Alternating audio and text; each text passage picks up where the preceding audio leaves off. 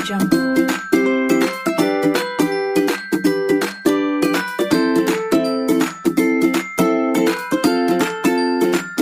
Audio Jungle. Assalamualaikum warahmatullahi wabarakatuh. Kami dari kelompok 3. Berikut akan ditampilkan sebuah video tentang peran keluarga dalam merawat anak usia sekolah berstatus ODP dan harus diisolasi mandiri di rumah. Selamat menonton. Pertama-tama, kita harus mengetahui pengertian dari virus corona. Virus corona adalah virus yang menyerang sistem pernafasan. Penyakit karena infeksi virus ini disebut COVID-19. Virus corona bisa menyebabkan gangguan ringan pada sistem pernafasan, infeksi paru-paru yang berat, hingga kematian. Virus corona adalah jenis baru coronavirus yang menular ke manusia. Walaupun lebih banyak menyerang lansia, virus ini bisa menyerang siapa saja, mulai dari bayi, anak-anak, hingga orang dewasa, termasuk ibu hamil maupun ibu menyusui. Nah, pada kasus COVID-19 ada beberapa istilah yang berkaitan dengan COVID-19. Salah satunya adalah ODP. Nah, apakah itu ODP? ODP adalah seseorang yang memiliki riwayat perjalanan dari daerah atau luar negeri yang merupakan pusat penyebaran virus corona. Seseorang juga dikatakan ODP jika pernah berkontak langsung dengan pasien positif corona tetapi belum menunjukkan gejala atau sudah menunjukkan gejala tetapi masih gejala ringan. Namun, ODP jangan diartikan bahwa semua orang sakit atau terinfeksi virus corona. Orang dalam kondisi ODP biasanya tidak perlu dirawat di rumah sakit, tetapi diminta untuk isolasi mandiri atau karantina mandiri di rumah selama 14 hari hingga kondisi membaik.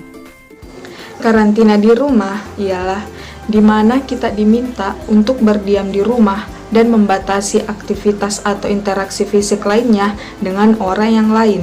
Nah, tujuan dari karantina di rumah yang pertama, untuk mencegah terjadinya penularan penyakit lebih lanjut kepada orang yang lain. Yang kedua, kita harus menjaga agar fasilitas kesehatan atau rumah sakit tidak membeludak oleh pasien sehingga melebihi kapasitas rumah sakit atau fasilitas kesehatan untuk melayani kesehatan lain. Nah, pada saat menjalani isolasi di rumah, ada beberapa hal yang harus diperhatikan. Yang pertama, pada prinsipnya, isolasi di rumah bukan berarti pasien tidak mendapatkan perhatian atau penanganan medis. Jadi sebenarnya, setiap hari pasien akan dipantau oleh petugas kesehatan khusus yang sudah ditunjuk oleh puskesmas di bawah pengawasan dinas kesehatan di wilayah setempat. Nah, setiap hari pasien akan dipantau keluhan yang dirasakan, kemudian pasien harus memeriksakan suhunya, dan itu akan dilaporkan per hari. Bila kemudian gejala memberat, pasien harus menghubungi nomor telepon yang telah diberikan, untuk kemudian mendapatkan perawatan yang lebih lanjut. Lalu, seperti apa yang harus dilakukan keluarga untuk merawat anak usia sekolah yang dinyatakan berstatus ODP dan harus menjalani isolasi diri tanpa anggota keluarga yang lain khawatir ikut tertular? Nah, berikut beberapa di antaranya. Yang pertama, berikan anak penjelasan tentang virus corona. Bicaralah dengan tenang dan sampaikan fakta sederhana yang dapat menimbulkan gejala batuk, pilek, sakit tenggorokan, demam, ataupun sesak, dan virus corona dapat menular melalui percikan bersin ataupun batuk. Ajarkan anak untuk mencuci tangan yang benar dengan sabun dan etika saat batuk dan bersin. Batasi atau bila perlu, larang tamu seperti kerabat, teman, tetangga untuk berkunjung sementara waktu.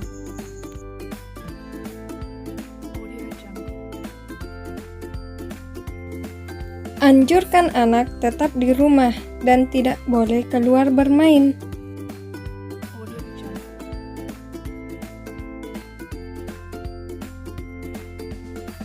Tapi kita tetap sediakan anak mainan dan batasi untuk bermain handphone karena berisiko terhadap kesehatannya.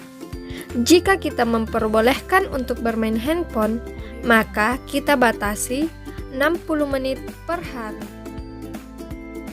Siapkan kamar dan kamar mandi terpisah dari anggota keluarga yang lain, karena ruangan ini memiliki permukaan yang bisa disentuh secara rutin, baik oleh pasien COVID-19 atau keluarga lain yang sehat, terutama pada bagian kamar mandi yang memiliki gagang pintu dan keran air.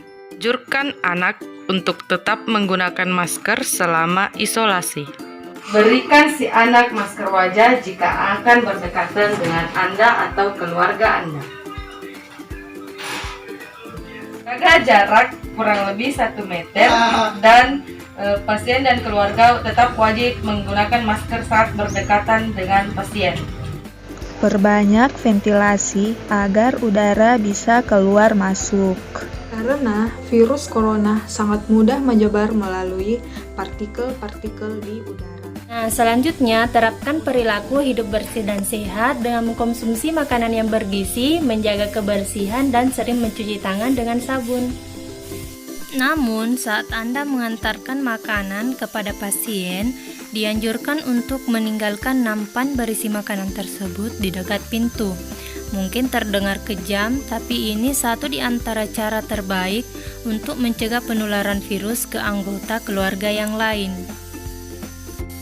Pisahkan peralatan makan, perlengkapan mandi, pakaian atau spray pasien dengan anggota keluarga lain. Dan cuci semuanya sampai bersih menggunakan sarung tangan dan cuci menggunakan air panas. Setelah mencuci selesai, segera buang sarung tangan dan cuci tangan Anda hingga bersih. Jangan lupa menjemur pakaian pasien di bawah sinar matahari. Demikian video dari kelompok kami. Jangan lupa tetap jaga kesehatan dan di rumah aja.